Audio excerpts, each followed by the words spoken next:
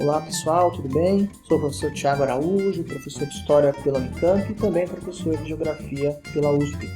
Vamos para o quarto episódio da série sobre as revoluções. E no episódio de hoje, a segunda parte da Revolução Francesa. Falaremos sobre as etapas da Revolução Francesa e as consequências da Revolução para a França e para o mundo. Depois da queda da Bastilha, o processo revolucionário espalhou-se pela França e estendeu-se até 1799, sendo somente encerrado quando Napoleão Bonaparte assumiu o poder do país por meio do golpe de 18 de Brumário.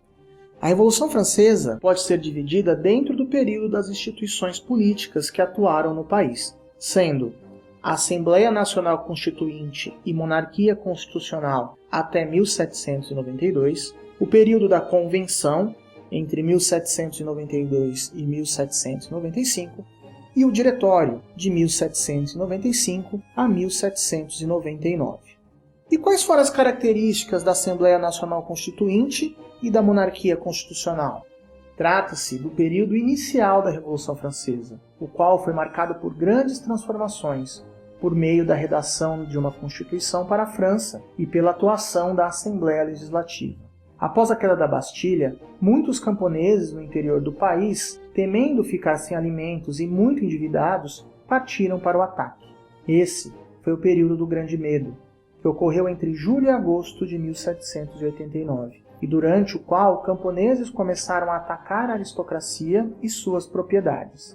Assim, residências da nobreza foram invadidas, saqueadas e destruídas. Cartórios foram atacados para que os títulos de propriedade e de dívidas fossem destruídos. Os camponeses exigiam principalmente o fim de alguns impostos e maior acesso aos alimentos. A burguesia francesa, temendo essa revolta popular, resolveu tomar decisões que aceleraram as transformações na França e que tinham como objetivo principal controlar o povo. Assim, ainda em agosto de 1789, foi decretada a abolição dos direitos feudais que existiam na França. No mesmo mês, foi anunciada a Declaração dos Direitos do Homem e do Cidadão. E esse foi um dos documentos mais importantes da Revolução Francesa, e na teoria, decretava que todos os seres humanos eram iguais perante a lei. No entanto, é importante considerar que essa ideia de igualdade para os liberais do século XVIII estendia-se apenas ao âmbito jurídico, e não era democrático. Nesse contexto de radicalização popular, a classe média e a burguesia francesa assumiram posições conservadoras para controlar a ação do povo. A nobreza e o clero, por sua vez, começaram a fugir da França, pois temiam tudo o que acontecia no país. Essa aristocracia francesa começou a ser abrigada nas nações absolutistas vizinhas, sobretudo na Áustria e Prússia. Essa nobreza também começou a planejar a contra-revolução, com o objetivo de reverter tudo o que acontecia na França. Até mesmo o rei francês Luís XVI, sentindo-se ameaçado, organizou sua fuga da França, em 1791. Porém, foi reconhecido quando estava próximo à fronteira e reconduzido para Paris. Além de atacar os privilégios da nobreza, a burguesia francesa também se voltou contra o clero. Isso aconteceu por meio da Constituição Civil do Clero, aprovada em 1790. Essa medida legal promoveu a separação do Estado e da Igreja, e tentou colocar a Igreja sob a autoridade do Estado, uma vez que os padres tinham de jurar obediência ao Estado francês. Os trabalhos da Assembleia Nacional Constituinte estenderam-se até 1791, quando finalmente foi promulgada a Constituição da França. No texto da Constituição, determinava-se o fim da monarquia absoluta e estipulava-se que a França era transformada em uma monarquia constitucional.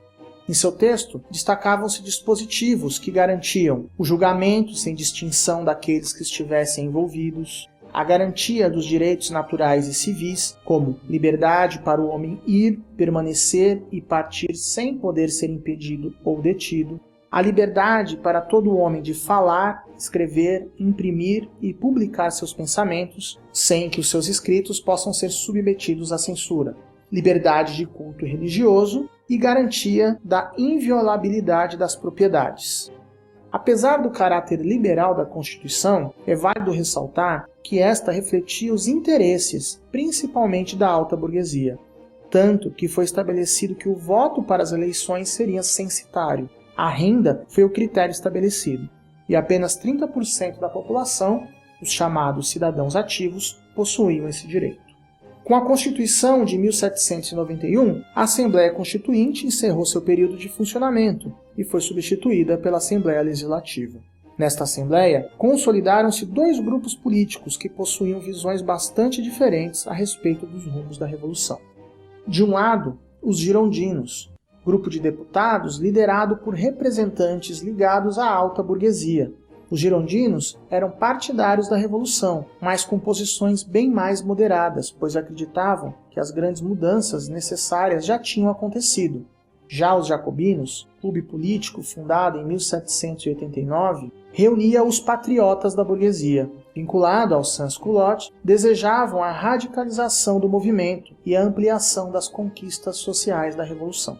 Nesse período, a França teve de lidar com a ação estrangeira contra a Revolução, pois a Áustria e Prússia lideravam os esforços contra-revolucionários. A ação desses países contra a França aconteceu pelo fato de que o processo revolucionário francês era visto como grande ameaça por todas as nações absolutistas da Europa. Com a guerra, os jacobinos declararam pátria em perigo, uma vez que as tropas estrangeiras aproximavam-se de Paris e a população francesa começava a se armar para resistir. A guerra também contribuiu para a radicalização da Revolução e deu início a uma fase conhecida como Terror. Esse clima de guerra fez com que os jacobinos e sans-culotte tomassem a frente da Revolução, e com isso a monarquia francesa acabou sendo derrubada, instaurando-se a República em 1792, iniciando o período conhecido como Convenção. Mas o que foi a Convenção? A Convenção Nacional iniciou seus trabalhos em setembro de 1792 e substituiu a Assembleia Legislativa.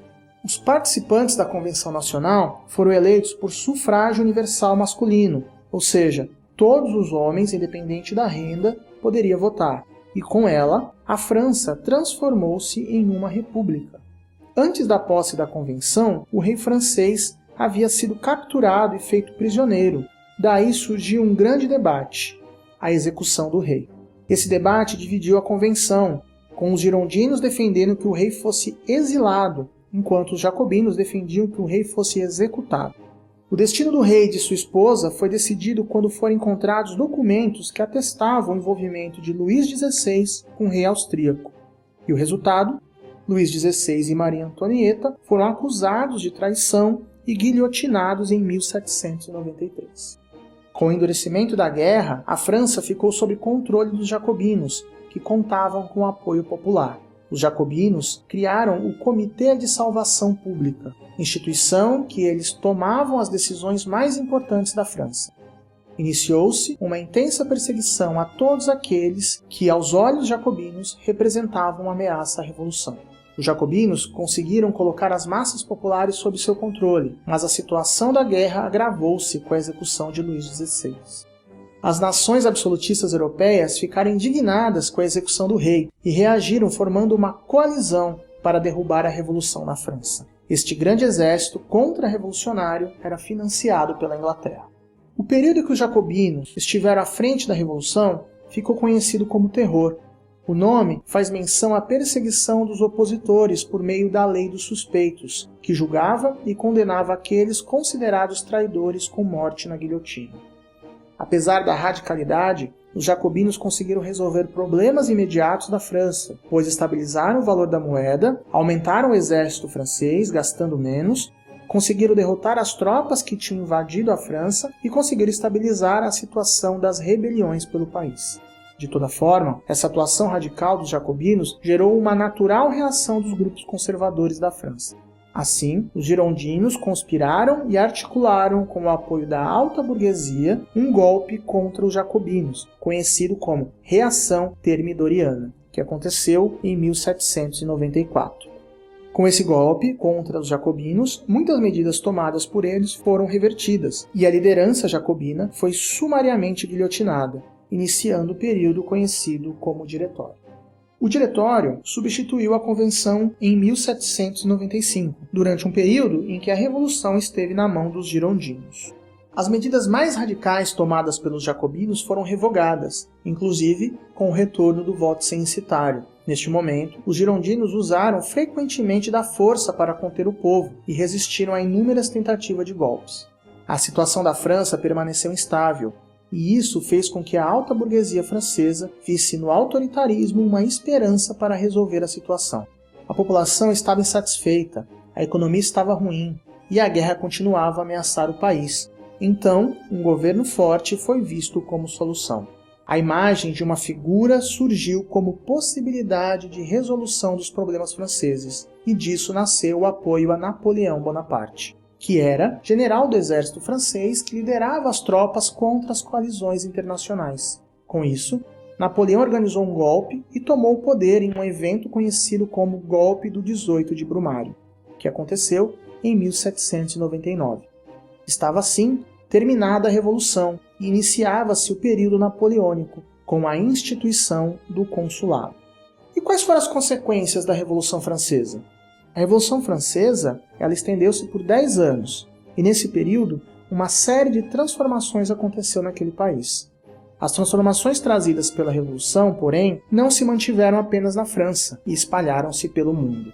Entre elas, o fim do privilégio da aristocracia, nobreza e clero na França, o fim dos resquícios feudais e início da consolidação do capitalismo, queda do absolutismo na França, influenciando outras nações europeias a acabar com o antigo regime, inspirou também os movimentos de independência na América, popularizou a ideia de separação de poderes e garantiu a aplicação dos ideais liberais de liberdade individual do lema "Todos os homens são iguais perante a lei".